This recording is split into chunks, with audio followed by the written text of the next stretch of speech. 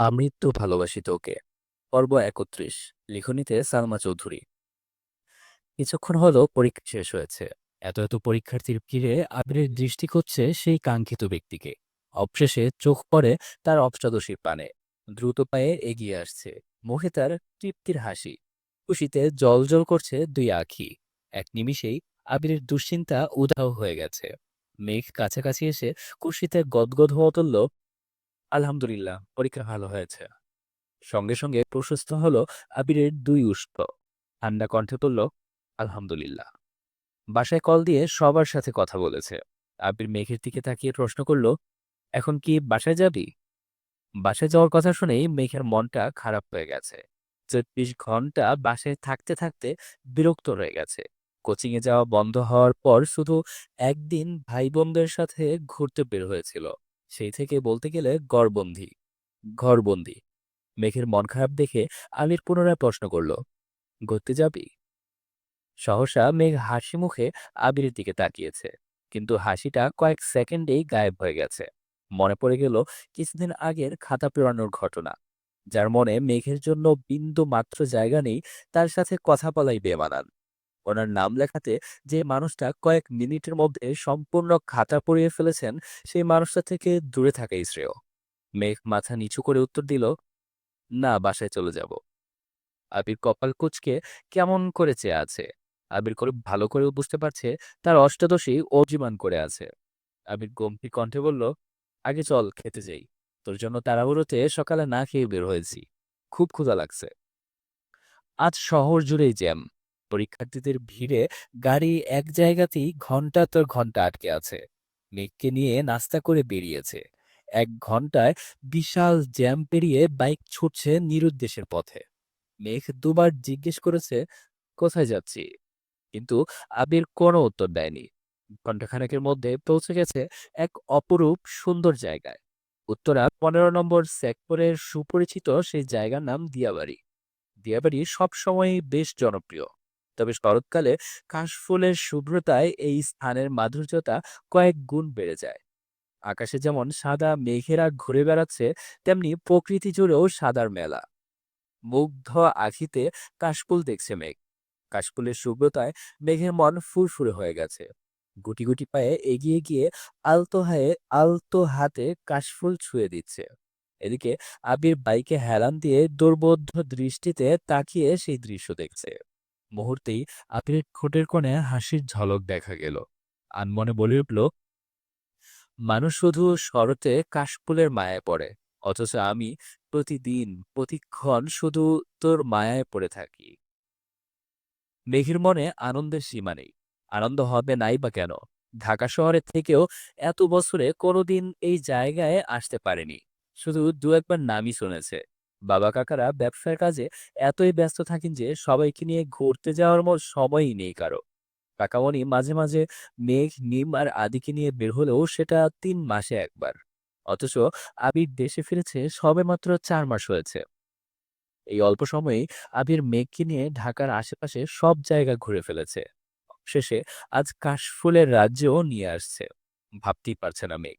আবির মেঘকে বুঝতে না দিয়ে মেঘের বেশ কিছু ছবি তুলেছে। ফোন পকেটে রেখে কতগুলো কাশফুল একসাথে এনে মেঘের দিকে এগিয়ে দিয়ে বলল, তোর কিছু ছবি তুলে দিব? মেঘ আবিরের দিকে তাকিয়ে হেসে ফেলল। সেও মনে মনে ভাবছিল মোবাইলটা নিয়ে আসলে ছবি তুলতে পারত, কিন্তু আবির ভাইকে এই কথা বলার সাহস পাচ্ছিল না। আবির মেঘের মনের কথা বলে ফেলেছে, তাই না চাইতেও মেঘ হেসে ফেলেছে। আবির কয়েকটা ছবি তুলে দিয়েছে। ছবিগুলো দেখে মেঘ সাময়িক কণ্ঠে বলল, ধন্যবাদ। আমরা কি এখন চলে যাব? আবির ব্রুকুচকে বলে উঠল, এত স্বার্থপর কেন তুই? মেঘ চোখ বড় করে তাকিয়ে শুধালো, মানে? আবির বিরক্তির স্বরে বলল, এই যে এত কষ্ট করে এত দূর নিয়ে আসলাম তোকে, ছবিও তুলে দিলাম, একটাবার বলতে তো পারতি, দেন আপনাকে দুটা ছবি তুলে দেই, বা একটা সেলফি অন্তত তুলি। যেই নিজের ছবি তোলা শেষ অমনি বাসায় জায়গা। স্বার্থপর একটা। আমি স্বার্থপর হলে আপনি হিটলার। মুখের উপর মেঘ জবাব দিয়ে ফেলেছে। আবির কপালে কয়েক ভাঁজ ফেলে ভারী কণ্ঠ বলল, আমি হিটলার হলে তুই হিটলারের নানি। এ যেন বিতর্ক প্রতিযোগিতা চলছে। মেঘ ভেংচি কেটে বলল, জীবনেও না। আমি আপনার মতো এত পাষাণ না। এ কথা শুনে আবির ভেসে ফেলল। আচমকা হাসাতে আচমকা হাসাতে মেঘ বিস্ময় সমেত তাকিয়েছে। মেঘ ভেবেছিল আবির ভাই হয়তো রেগে যাবেন, কিন্তু উনি হাসতে দেখে বেশ অবাক হয়েছে। আবির গলা খাকারি দিয়ে গম্ভীর কণ্ঠে বলা শুরু করলো, সামান্য একটা কারণে গত 9 বছর তুই আমার সাথে কথা বলিসনি। তুই ভুল করলে বড় ভাই হিসেবে কি তোকে শাস্তি দেওয়ার অধিকার ছিল না আমার? এই যে এতগুলো বছরে একটা বার কথা বলিসনি আমার সাথে, তখন একবারের জন্যও কি নিজেকে পাষাণ মনে হয়নি তোর? হয়তো দেশে না ফিরলে এখনো কথা বলতি না। একবারও মনে হয়নি এই মানুষটার সাথে কথা বলা উচিত? তোর এই অসীম দূরত্বে সেই মানুষটারও খারাপ লাগতে পারে, ভেবেছিস কখনো? ভাবিসনি। মেঘ শান্ত চোখে তাকিয়ে আছে, উষ্ণতায় কাঁপছে তিল তিল করে। আবির ভাইয়ের সাথে এত বছরে একবারের জন্য কথা বলতে ইচ্ছা হয়নি তার।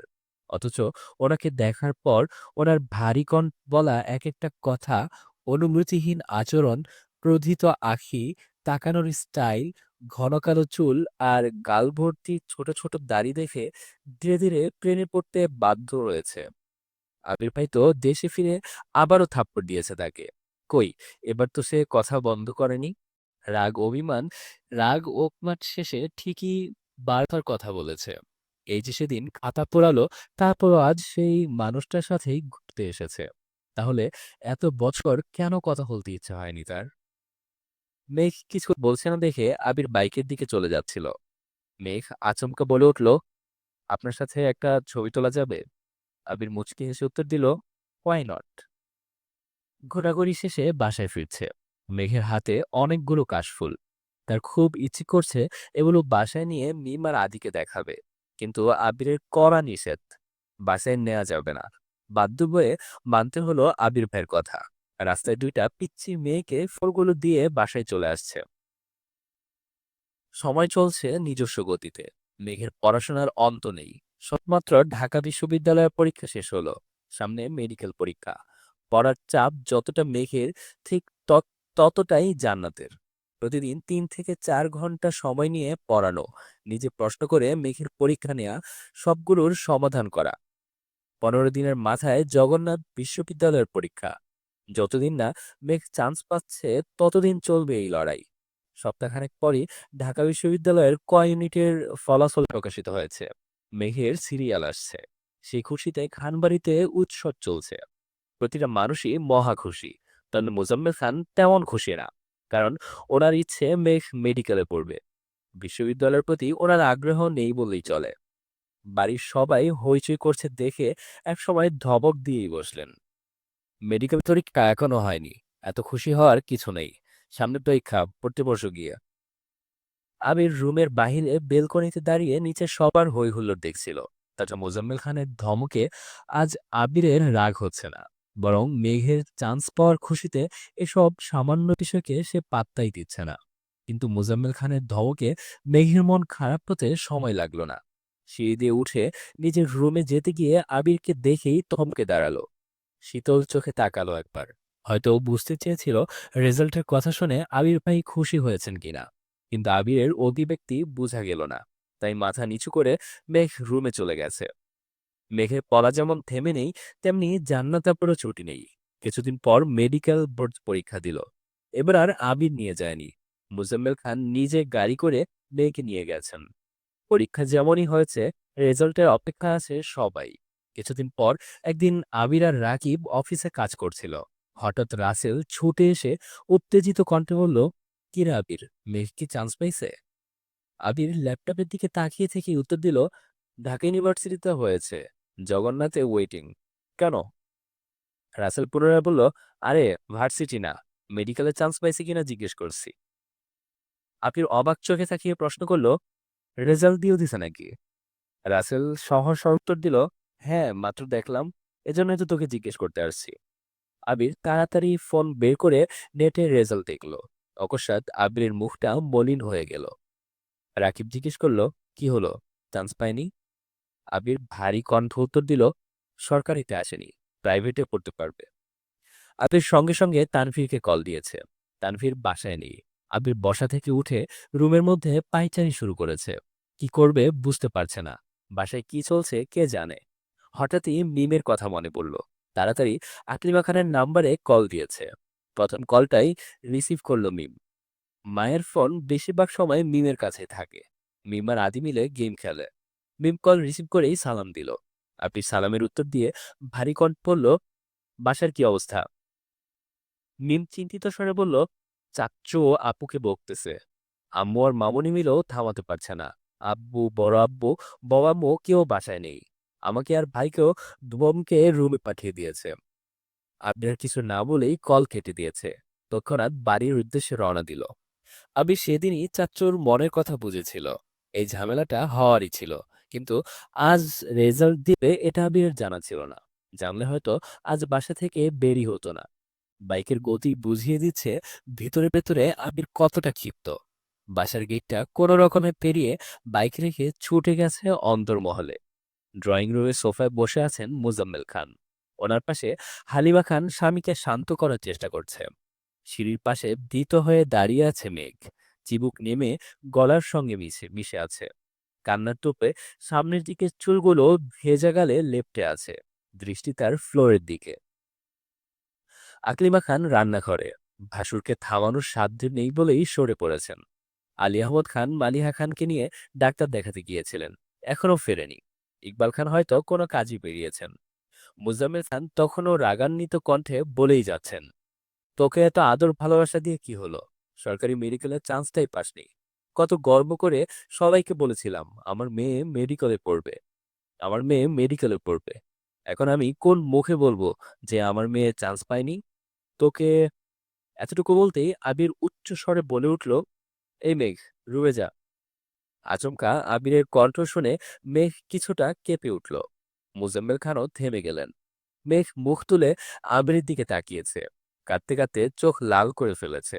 মুজাম্মেল খান বাসায় ফেরার পর থেকে মেঘকে বকেই যাচ্ছেন। ঘুরে ফিরে এক কথাই বারবার বলছেন, এত আদরে থেকে এত সুযোগ সুবিধা পেয়েও মেডিকেলে চান্স পাসনি। ছেলে যেমন ভণ্ড, মেয়েটাও এরকমই হচ্ছে।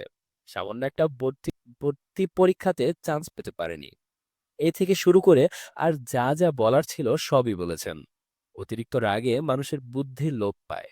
তখন যা বলে তার বেশিরভাগই অহেতুক আর বিবেকহীন কথা।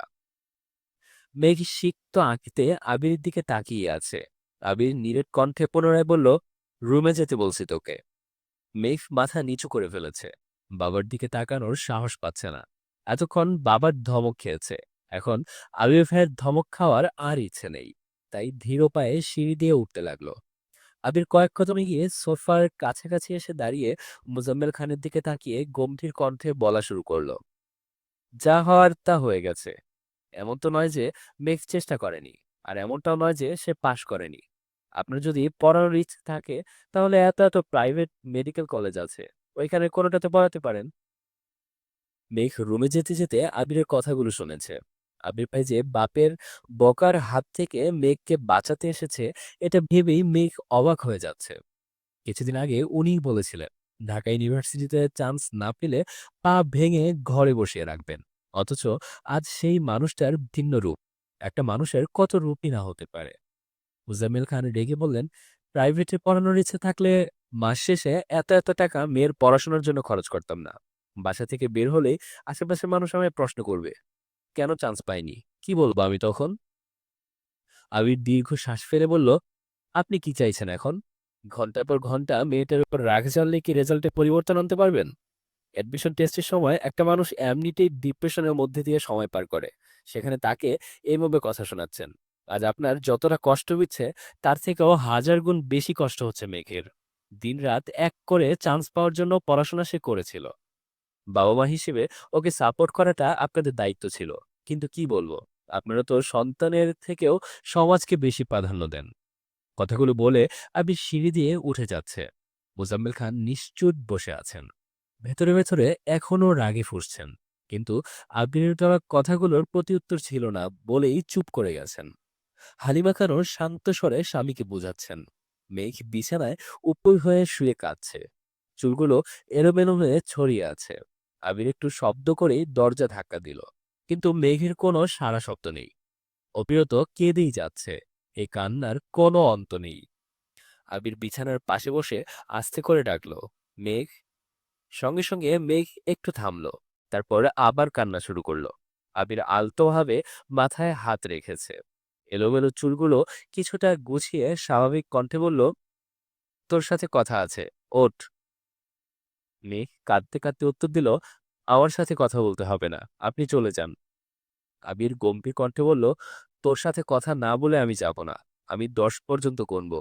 এর মধ্যে মুখ ধুয়ে আমার সামনে এসে বসবি। মেঘ তবুও নড়ছে না। আবির ভারী কণ্ঠে বলা শুরু করলো, 1, 2। মেঘ তড়িঘড়ি করে উঠে ওয়াশরুমে চলে গেছে। মেঘের এই তড়িঘড়ি দেখে আবির মৃদু হাসলো। মেঘ ফ্রেশ হয়ে আবির মুখোমুখি বসেছে। আবির মোলায়েম কণ্ঠে শুধালো, তুই কাঁদছিলি কেন? চান্স পাসনি বলে, নাকি চাচ্চু বকেছে তাই? মেঘকে নিশ্চুপ থাকতে দেখে আবির আবার শুধালো, তুই কি মেডিকেলে পড়তে চাস? করতে চাইলে বল, প্রাইভেটেই পড়াবো তোকে। কেউ রাজি না হলে আমি তোকে পড়াবো। শুধু বল পড়তে চাস কিনা। মেঘ মাথা নিচু করে উত্তর দিল, জানি না। এই প্রশ্নের উত্তর নেই মেঘের কাছে। কারণ ছোটবেলা থেকে ভালো স্টুডেন্ট হওয়ায় জেএসসির পর সবার মতো পরিবারের কথায় তাকেও সায়েন্স নিতে হয়েছিল। আর সায়েন্স নেওয়া মানেই বাড়ির মানুষ ডাক্তার বানানোর স্বপ্ন দেখা শুরু করে। সবার স্বপ্নকে বাস্তবায়ন করতেই এতদিন সে চেষ্টা করে এসেছে। আবির শ্বাস ছেড়ে ভারী কণ্ঠে বলা শুরু করলো, দেখ, যদি এমন হয় ডাক্তার হয় তোর একমাত্র লক্ষ্য, তুই মন প্রাণ দিয়ে চাস ডাক্তার হতে, তাহলে তুই প্রাইভেটে পড়তে পারিস। প্রাইভেট থেকে পড়েও প্রতি বছর হাজার হাজার ভালো ডাক্তার বের হচ্ছেন। কিন্তু যদি মনে হয় ডাক্তার হওয়া তোর একমাত্র স্বপ্ন নয়, তুই সায়েন্স নিয়েছিস আর আশেপাশের মানুষ চাইছে তুই ডাক্তার হ, শুধুমাত্র তাদের ইচ্ছে পূরণ করতে মনের বিরুদ্ধে তুই ডাক্তার হতে চাচ্ছিস, তাহলে আমি বলবো কোনো দরকার নেই। কারো কথায় বা কারো চাপে নিজের ইচ্ছেকে কখনোই মাটি চাপা দিবি না। তোর যেখানে পড়তে ইচ্ছে করে তুই সেখানেই পড়তে পারিস। কে কি বলবে সেটা আমি বুঝবো। মেঘ নির্বাক চোখে চেয়ে আছে আবির ভাইয়ের মুখের পানে। আবিরের বলা কথাগুলো শুনে মেঘের চোখ আবারও টলমল করছে। তার আব্বু তো কথাগুলো এভাবে বলতে পারতো। আবির তপ্ত স্বরে পুনরায় বলল, পৃথিবীর মানুষ কি ভাবছে তাতে আমার কিছু যায় আসে না। তোর ইচ্ছেটাই আমার কাছে সবচেয়ে মূল্যবান। দিন শেষে আমি তোর মুখে মিষ্টি হাসি দেখতে চাই। কারো কথায় নয়, নিজের সিদ্ধান্ত নিবি তুই কি চাস। আবারও বলছি, তুই যা চাস তাই হবে। আবির চলে গেছে। আবিরের দেয়া সান্ত্বনাতে আর কিছু বলো কিনা জানা নেই, তবে মেঘের কান্না থেমে গেছে। দীর্ঘ সময়ের অশান্ত মন শান্ত হয়ে গেছে। তবে এখন নিচে যাওয়ার কোনো ইচ্ছে নেই তার। লাইট অফ করে শুয়ে শুয়ে ফোন চাপছিল। বন্যার সাথে কথা হয়নি। বন্যাকে দুবার কল দিয়েছে, কিন্তু কোনো খবর নেই। ফেসবুকে ঘুরতে ঘুরতে আবির ভাইয়ের একটা ছবি সামনে আসছে। এতদিন পড়াশোনার চাপে আবির ভাইয়ের আইডিটাও ঘুরে দেখা হয়নি। তাই আজ সময় নিয়ে আইডিতে ঘুরতেছে। হঠাৎই চোখে পড়ল আবির ভাইয়ের সামনে আবির ভাইয়ের জন্মদিন। হঠাৎই চোখে পড়ল সামনে আবির ভাইয়ের জন্মদিন। মেঘ দিন গুনছে। আর মাত্র 3 দিন বাকি। কিভাবে কি করবে এসব ভাবতে ভাবতে রেজাল্টের চিন্তা মাথা থেকে চলে গেছে। তারপর কখন যে ঘুমিয়ে পড়েছে কে জানে। কিছুক্ষণের মধ্যে হালিমা সরি কিছুক্ষণের মধ্যে মালিহা খান আর আলী আহমদ খান বাসায় ফিরেছেন। মেঘের মন খারাপ শুনে দেখতেও গিয়েছিলেন, কিন্তু মেঘ ঘুমাচ্ছে দেখে ডাকেননি। ছোটবেলা থেকেই মেঘের ঘুম অনেক গভীর, অনেক গভীর। আর ঘুমের মধ্যে মেঘকে ডাকলে মাথা ব্যথা করে। তাই সচরাচর কেউই ডাকে না। কিছুক্ষণ পর আবির মায়ের রুমে গেছে। কিছুদিন যাবতই মালিয়া খানের প্রেশার বাড়তি। মাথা ভার হয়ে থাকে। চোখে ঝাপসা দেখছিলেন। আবির মায়ের কাছে কিছুক্ষণ বসে খাবার খাইয়ে তারপর ওষুধ খাইয়ে নিজের রুমে আসছে। এটুকু সময়ের মধ্যে আলী আহমদ খান রুমে আসেননি। হয়তোবা দুই ভাই অন্য রুমে কথা বলছেন। ঘণ্টাখানেক পর তানভীর বাসায় ফিরেছে। আবিরের কাছ থেকে সবই শুনেছে। মিককে দেখতেও গিয়েছিল, কিন্তু লাইট অফ দেখে সেও ডাকেনি। রুমে বসে কি করবে বুঝতে পারছে না। তখনই বন্যার নাম্বার থেকে কল আসছে। তানভীর অবিশ্বাস্য চোখে তাকিয়ে কলটা রিসিভ করলো। বন্যা বলল, আসসালামু আলাইকুম। তানভীর উত্তর দিল, ওয়ালাইকুম আসসালাম। বন্যা চিন্তিত কণ্ঠে শুধালো, আপনি কি বাসায়? মেঘ কোথায় বলতে পারবেন? এতগুলো কল দিচ্ছি রিসিভ করছে না। তাই তো বাধ্য হয়ে আপনাকে কল দিলাম। তানভীর স্বাভাবিক কণ্ঠে জবাব দিল, আমি বাসায়। বোনও তো ঘুমাচ্ছে। মনে হয় ফোন সাইলেন্ট করা। দেওয়ান্না আবার প্রশ্ন করল, মেঘের কি সরকারিতে চান্স হয়েছে? তানভীর ভারী কণ্ঠে উত্তর দিল, না, প্রাইভেটে। তোমার? বন্যা মন খারাপ করে বলল, আমারও। তানভীর ধীর কণ্ঠে বলল, চিন্তা করো না, যা হবে ভালোই হবে। ঢাকা ইউনিভার্সিটি তো তোমারও চান্স হয়েছে শুনলাম। বোনেরে বুঝাইয়া দুজনেই ভর্তি হয়ে পড়ো। হয়তো আল্লাহ চাচ্ছেন দুই বান্ধবী একসাথে থাকো। বন্যা মৃদু হেসে উত্তর দিল, হয়তোবা। দোয়া করবেন। আল্লাহ হাফেজ। তানভীরও আল্লাহ হাফেজ বলে ফোন রেখে দিয়েছে। এ পর্যন্ত ছিল তবু ৩১।